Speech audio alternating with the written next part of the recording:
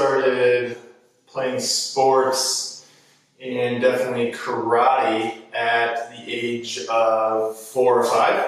And I think I picked up soccer and baseball and a lot of other basic sports around that time too. But martial arts was a constant of mine from age 4 to 18.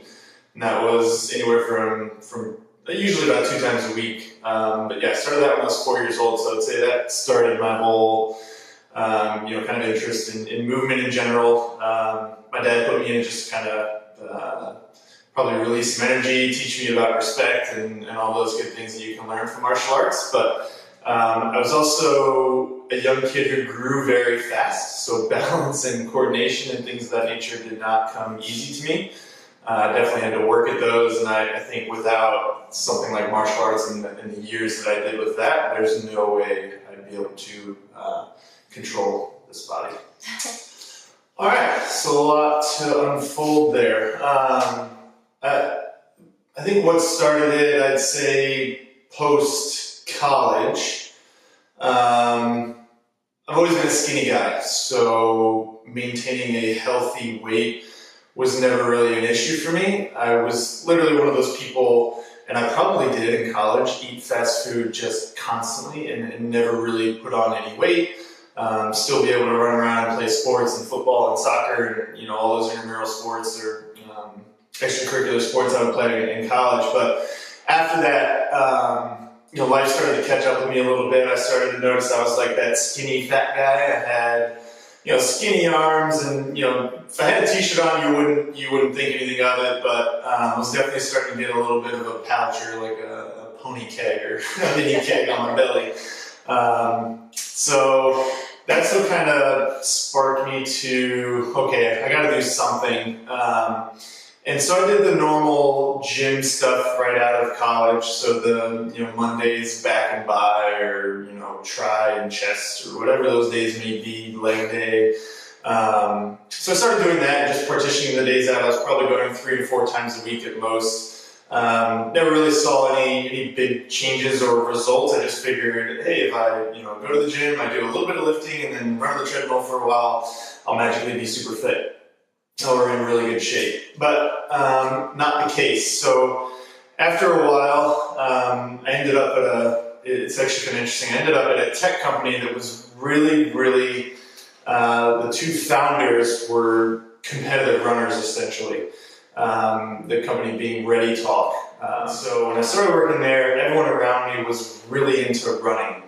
We had people running 5Ks, half marathons, full marathons. Our CEO actually won like the fittest CEO challenge, which I believe was televised. So very, the culture of the company was really revolved around a lot of health and wellness and being an athlete and the benefits of that. So that's kind of where I picked up running and dragged Tori into running because I didn't like running alone. So I dragged Tori along running, and we did running for a while, and I saw great results there. My times started to come down significantly in terms of how long a certain distance would take me. So, for example, I think when I started running, a 5K would probably take me 25 minutes or so, which hindsight is really not slow by any means. But working with some coaches that knew what they were talking about, track coaches and so forth, that's how interested I was in it. I was able to get that down to my best 5K was actually sub 20, and that was a goal that I had set. So eventually got down to like 19:48, I think was my best 5K. So got pretty good at running. And then I had another kind of look in the mirror moment, which was, okay, now I'm definitely in shape. I can definitely see, like my stomach muscles, and I'm definitely lean. But then I was looking at long distance runners like Ryan Hall, for example, is a marathon runner. And I just decided that that's not really the build that I was looking for. I've been a skinny guy my entire life, and pursuing running was really just exacerbating that. I was becoming even more skinny, even less muscle. My muscles were getting longer rather than, larger and more voluminous. So I don't remember who it was, but I stumbled upon CrossFit's main site, and they basically had like a generic warm-up that they would take you through. You can just go to the main site and look it up. I think it was 3 rounds of some really basic movements, air squats, something like that, lunges or something.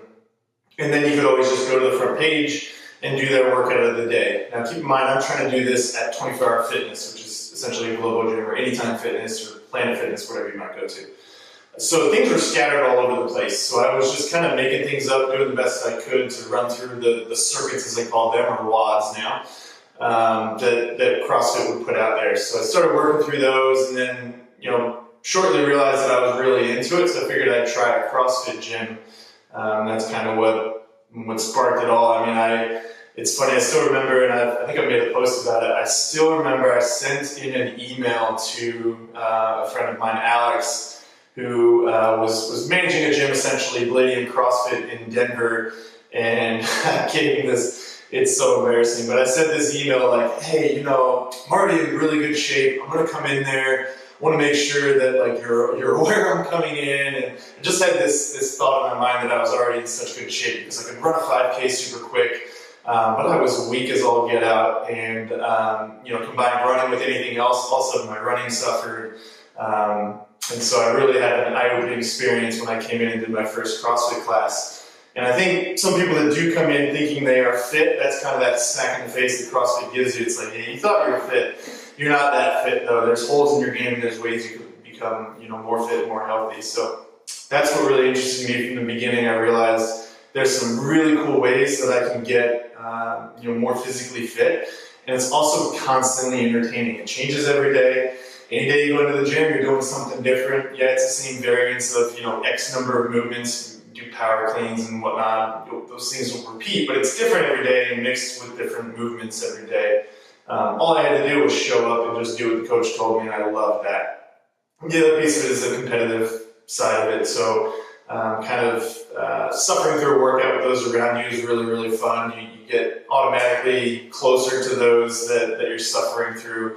This is exactly what they do in the military, right? You suffer through your class with all your peers, and then you come out, you guys are brothers and sisters. It's the same methodology, right? You're suffering together, and in the end, you're going to build great friendships, great relationships in general. So I think those are the biggest things.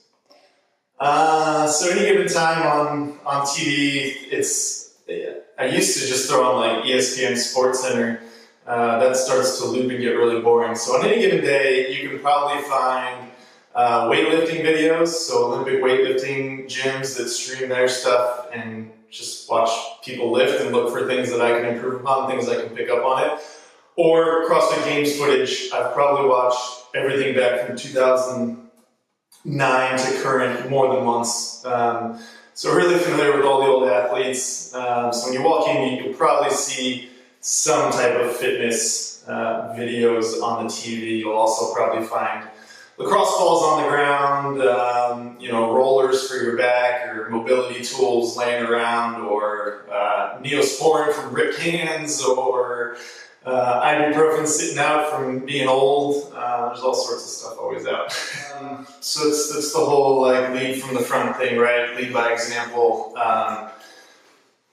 Of course, I want my kids to be healthy and active, so Tori and I have always done a good job of getting them into something. It's something of their choice. For Cole, it was baseball and soccer for a while. He's pretty stuck to baseball now. For Brooke, she's been young for a while, but she's getting to the right age to start putting her in things, so she's in gymnastics. But for now, I think it's really up to them. But it's really cool because Cole has been watching me. He's obviously 7 now. So he's been watching me. I've actually been coaching for 5 years. So he's been watching me and Mom go to, CrossFit classes. He sometimes would be there when I'm coaching or when I'm working out. He's very familiar with that space. He's not out of his comfort zone walking into a CrossFit gym by any means. So, and I used to always give him little workouts. If he seemed interested, I'd give him something, air squats or burpees or what have you. I had videos back when he was super young doing burpees with him in the garage, because he would come out and just say, I want to do it. Okay, do a burpee. So get him down, stand him up, and he loved it. And then now that he's getting older, he actually wants to participate in class, which is really cool. And he was the one that came to me and asked that. So I think, just kind of by leading by example and setting a good example and not forcing him into it. I asked, but if he said no or something, I would just move on. I wasn't no, you're in the gym, you need to start getting into classes, start getting fit, and blah, blah, blah. Never really pushed it on him, didn't see the need to. And, intentionally or not, he's actually just kind of come around on his own and found an interest in it. I think he sees, that mom and dad are strong and healthy and active, and, he hears people make comments to us that, oh, you're in such great shape, or like, how do you find time for that? Or, so I think it's just starting to click, especially for Cole now that he's older, to see, okay, people really look up to my parents from a physical fitness kind of standpoint, and I think he's interested in making sure that he's maintains his health too, which is really cool. Least favorite, burpees are up there. Burpees, just because I'm so tall and heavy, it's a long way to get this heavy body down there. Other least favorite movements, and this is purely just because I struggled with them forever. You could really say anything gymnastics, but I'd say my other least favorites, and they're not least favorite, I actually enjoy when they come up, but I'd say least favorite in the sense that I'm not the best at them. They're probably the areas that I can improve most, but handstands, whether that's walking or handstand push-ups, I try to work on those all the time, and then muscle-ups, more specifically ring muscle-ups are a challenge for me. So burpees, ring muscle-ups, handstands are probably my biggest areas to focus on. Things that I love, this is kind of general, but barbell cycling. Like anything holding onto a barbell, especially like hang cleans, love hang cleans. So I like having a barbell in my hand. Really, any barbell movement I'm fine with. I do enjoy wall balls. I happen to be pretty good at them. And let's see, last thing, rowing. Really, really good at rowing. I'm built for it, but whatever. That's my one movement in CrossFit. Yeah, definitely. I think I remember us going on runs and then getting home and going and like smashing pancakes somewhere or something. That was our excuse. Like, well, we went on a run today, just go eat whatever we want. And we have the metabolism, luckily, to support that.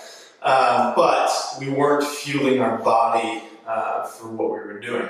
And I think we started to catch on to that. My biggest struggle in the beginning was figuring out, what does a healthy diet look like? I didn't know anything about food. You gotta keep in mind, no knock on you, Mom, but you gotta keep in mind that I grew up in a house where probably the healthiest food I ate would come from the grill. Aside from that, it was usually, shake and bake, things that come from boxes, highly processed foods. Several years ago, or many years ago, we didn't really know any better. But there's a lot of information out there. I'd almost argue too much information out there at this point.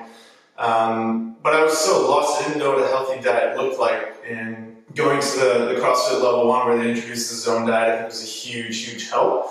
And that's kind of helped mold my philosophy. I don't necessarily eat paleo. Actually, I don't eat paleo. I never really have. I need carbohydrates for just my build and my energy levels. Of course, I'm staying away from simple carbs and things like that. I get into more complex carbs that help support nutrition or help support my energy levels and so forth. But so I don't do paleo, but I do try to stick to their ideology of essentially, meats and meats that ideally are eating food that comes from the ground. So they're grass-fed or they're free range or what have you, but healthy, lean meats, and then obviously vegetables and vegetables that come from the ground. So if I was ever to kind of summarize that quickly, I always put in captions, eat real meat that eat real meat that is lean. So the less legs, the better. If it has 4 legs, that's kind of the less end of what we want to eat. We want to be eating a little bit more of the either no legs, so fish, tuna, things like that.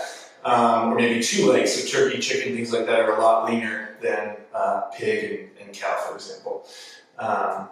So we've just kind of picked up the ideology of eating, healthy meats, food that comes from the ground, not processed, anything like that. I think that's kind of where we're at now. We don't really fall into, I would say, a specific diet. I don't like to label it because labeling it for me just makes it a diet. Diets are temporary, and this isn't a temporary thing. It's more of a lifestyle choice, and we're trying to eat good food all the time. I would say the average American pantry looks way different than ours. So when he's over at a friend's house playing video games, he's going to have access to all the Doritos and Cheetos and whatever else. And that's fine. We can't control that. I hope that, kind of the way that he's been raised or what he knows thus far to kind of stay away from those or at least minimalize them. So, let's not crush the whole bag. Let's have, maybe a small handful. But I do think it'll be more challenging, especially as they spend, less time at home, more time at friends or the movie theaters, especially full of candy. But it'll be interesting to see what choices they make on their own. I would challenge those people to just walk in the door of a CrossFit location, because I would be willing to bet 9 out of 10 CrossFit boxes, maybe more, maybe all of them, you're not going to see the super ripped, the super jacked games athletes that you see on TV. You're talking about the 0.1% are those people that you see on TV. What you see in the locations in your neighborhood are average people, 30s, 40s, 20s, a complete array of ages and fitness levels, and we all just come into a common ground. So I would just challenge you to walk in the door, because I think your conception would just be knocked off immediately. You think you're going to walk into this, all these shirtless dudes with six packs and women that can, eat you alive. It's not the case. And secondly, I saw an analogy, and it's spreading around. I think CrossFit HQ shared it, but it was a really good analogy that I loved. There are two of them. One of them was a pastor was speaking to a coach and saying, basically posed that question like, well, I'm not really ready for CrossFit. And so the coach did a smart thing, and he goes, okay, you're a pastor, so let me relate this to you. Do you tell people to get their life together before you have them come to church? Probably not. They don't need to have their life together to come to church. Just come. And so I thought that was a really interesting way of putting it, kind of breaking it down into someone else's terminology. Another one is, there's no need to be ready. There's no fitness level. CrossFit can meet you wherever you're at, whether that's you can barely sit on the couch and stand up, or, you used to be a runner or a rower or a college athlete just looking for that new kind of challenge. I think those would be my biggest things. Just walk in the door, try it out. You can't say you can't do it until you try it. So until then, you gotta withhold your remarks. Once you walk in the door and give it a try, then you can share your thoughts.